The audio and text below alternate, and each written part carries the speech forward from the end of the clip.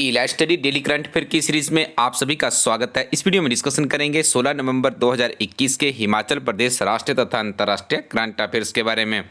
Video की शुरुआत करने से पहले आपको बता दें, इलाज स्टडी टीम के द्वारा JOIT के संशोधित वर्जन के साथ में सेकंड एडिशन के रूप में JOAIT की किताब लॉन्च कर दी गई है। इस किताब में आपको मिलता है अपडेटेड कंप्यूटर का एक कंप्लीट सिलेबस, साथ में 28 सॉल्व्ड क्वेश्चन पेपर भी किताब में सम्मिलित किए गए हैं।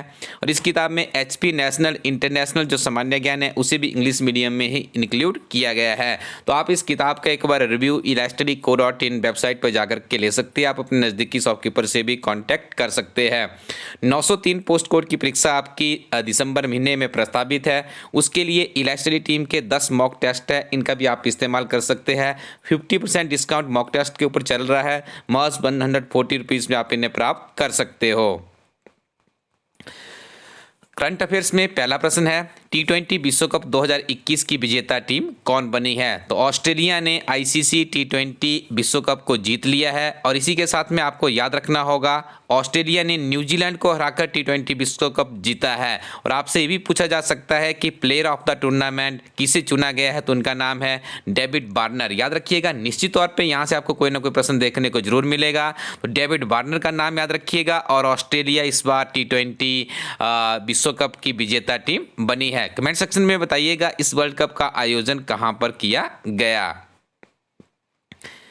किस केंद्र शासित प्रदेश में प्रदूषण के कारण पहली बार लॉकडाउन लगाना पड़ा है? देखिए, लॉकडाउन की बात की जा रही है। क्या पॉल्यूशन इतना बढ़ चुका है कि पर्यावरण को बचाने के लिए लॉकडाउन लगाना पड़ रहा है? तो देखिए, पहली बार ये हुआ है दिल्ली में आम आदमी पार्टी की सरकार है, अरविंद केजरीवाल वहाँ के मुख्यमंत्री है। लेकिन देखिए, अब दिल्ली में प्रदूषण के कारण लॉकडाउन लगाना पड़ा है।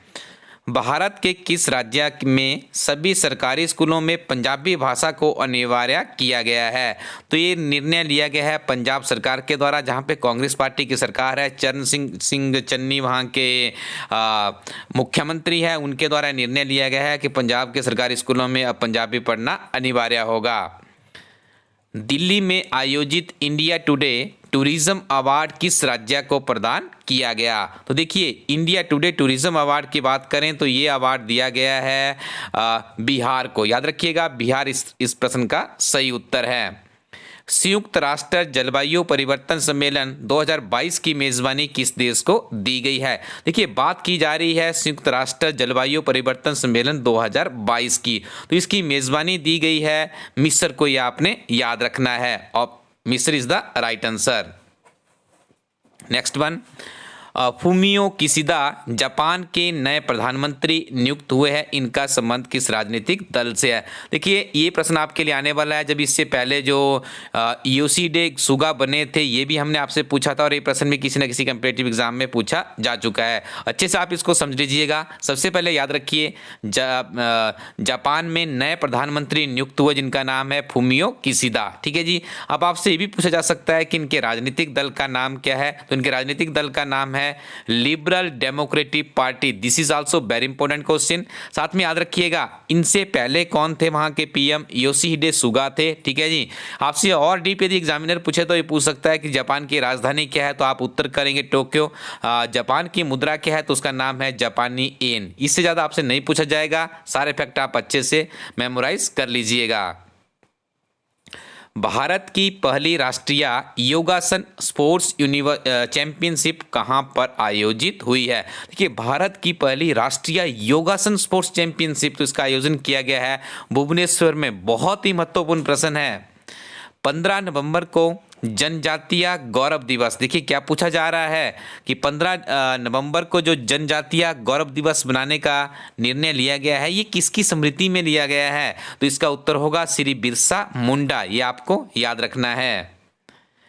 Fighting a straight line between twist and turns पुस्तक के लेखक कौन है? तो इस किताब को लिखा गया है असीम चावला के द्वारा। Nehru the debates that defined India पुस्तक के लेखक कौन है? इस पुस्तक को लिखा गया है त्रिपुर दमन सिंह और आदिल हुसैन के द्वारा। एक और किताब है जो कि आजकल बहुत सुर्खियों में, इसका नाम जानना भी आपके लिए बहुत इंपॉर्टेंट है। Sunrise over Ayodhya nationhood in our times पुस्तक के लेखक कौन है? इस किताब को लिखा है सलमान खुर्शीद जी के द्वारा। तो याद रखिएगा, काफ़ी सुर्खियों में आजकल, क्योंकि इन्होंने अयोध्या के ऊपर इसमें कुछ टिप्पणी की हुई है। न्यूज़ चैनल्स के ऊपर भी इसके ऊपर काफ़ी ज़्यादा डिबेट देखने को मिल रही है। अक्सर इस तरह की जो विवादित किताबें होती है उनमें से प्रश्न ज़्यादा आने की संभावना रहती है। तो आप याद रखिएगा, sunrise over Ayodhya nationhood in our times पुस्तक के लेखक है सलमान खुर्शीद। डवेन ब्रावो ने हाल ही में अंतर्राष्ट्रीय क्रिकेट से संन्यास लेने की घोषणा की है। इनका संबंध किस देश से है? तो डवेन ब्रावो एक महान खिलाड़ी रहे हैं वेस्ट इंडीज के। लोक सेवा प्रसारण दिवस कब मनाया जाता है? तो लोक सेवा प्रसारण दिवस मनाया जाता है 12 नवंबर को। विश्व दयालुता दिवस कब मनाया जाता है? तो याद रखिएगा, विश्व दयालुता दिवस मनाया जाता है 13 नवंबर को। आगे हम डिस्कशन करेंगे 16 नवंबर 2021 के हिमाचल प्रदेश के बहुत ही महत्वपूर्ण करंट अफेयर्स के बारे में। पहला प्रश्न है, अंतर्राष्ट्रीय श्री रेणुका जी मेला किस जिला से संबंधित है? तो देखिए, रेणुका जी मेले का आयोजन होता है सिरमौर में और एक अंतर्राष्ट्रीय स्तर का मेला है, इसको आपको याद रखना है। अंतर्राष्ट्रीय रेणुका जी मेला किस महीने आयोजित होता है? तो इसका उत्तर होगा कार्तिक माह में। देखिए, इसी तरह के प्रश्न हमें कम्पिटिटिव एग्जाम में देखने को मिल रहे हैं। यदि कोई मेला है तो उसका महीना पूछा जा रहा है, या तो फिर उसमें से थोड़ा सा आपको किसने राजा ने उसको शुरू किया था, इतना डीप तक भी प्रश्न हमें देखने को मिल रहे हैं। खीरगंगा नामक स्थल हिमाचल प्रदेश के किस जिला में स्थित है? तो देखिए, खीरगंगा से आपने याद रखना है कुल्लू में। और देखिए, ये भी पूछा जा सकता है कि जो खीरगंगा नामक स्थल है किस घाटी के अंतर्गत पड़ता है? तो यह घाटी है मणिकर्ण घाटी, ये भी आपको याद रखना है। प्रदेश के पहले गैर कांग्रेसी मुख्यमंत्री कौन बने थे? तो इनका नाम है श्री शांता कुमार और इनका संबंध रहा है कांगड़ा जिला से। आज आपको यहाँ पे जल्दी से हम अपडेट करेंगे, बहुत ही महत्वपूर्ण जानकारी इनके जीवन परिचय से देंगे, जो कि आपके लिए जाननी बहुत ही महत्वपूर्ण है।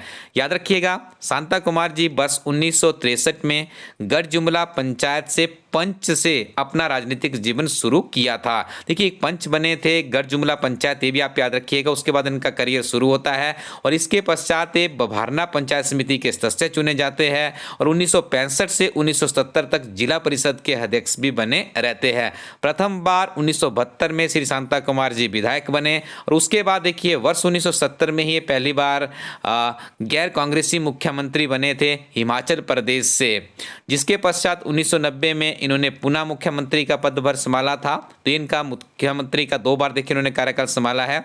इसके बाद यदि बात की जाए तो वर्ष 1989 में कांगड़ा संसदीय क्षेत्र से लोकसभा के लिए चुने गए और इसके पश्चात 1998 तथा 1999 में भी लोकसभा के लिए चुने गए और अटल बिहारी वाजपेयी की सरकार में 1999 से 2004 तक के मंत्री भी रहे हैं। वर्ष 2008 में शांता कुमार राज्यसभा के लिए चुने गए, जबकि 2014 में वह कांगड़ा संसदीय क्षेत्र से लोकसभा के सदस्य निर्वाचित हुए थे। वर्तमान में इनके द्वारा सक्रिय राजनीति से संन्यास लेने की घोषणा कर दी गई है। आजकल इनकी 2 किताबें हैं जो कि बहुत ही बहुचर्चित है, एक हिंदी में पब्लिश हुई है, एक इंग्लिश में पब्लिश हुई है। पिछले कल भी हमने उसके ऊपर बात किया था, जो कि इनका जीवन परिचय है। दोनों किताबों के नाम हमें कमेंट सेक्शन में बताइएगा, इस तरह से आपको तैयारी करनी है। हिमाचल प्रदेश में कहां पर अंतर्राष्ट्रीय स्तर के लबी मेले का आयोजन प्रतिवर्ष होता है? तो इस प्रश्न का सही उत्तर है रामपुर में। ठीक है, रामपुर शिमला में लबी मेले का आयोजन प्रतिवर्ष किया जाता है। नियमित रूप से पढ़ते रहिएगा, सुबह सुबह आपके कम से कम 15 से 20 प्रश्न पक्के हो जाते हैं। यदि आप 5 से 7 मिनट इलास्ट्री टीम के यूट्यूब चैनल पर दे देते हो तो अपनी आदत बनाइएगा। आजकल सर्दियों का मौसम है, यदि आप बिस्तर में भी रहते हैं तब भी आपको ये वीडियो जरूर सुनना है और इलास्ट्री टीम की बहुत ही बहुउपयोगी किताबों के साथ में अपनी तैयारी को कंटिन्यू रखिए। Thank you very much, keep watching elite study YouTube channel.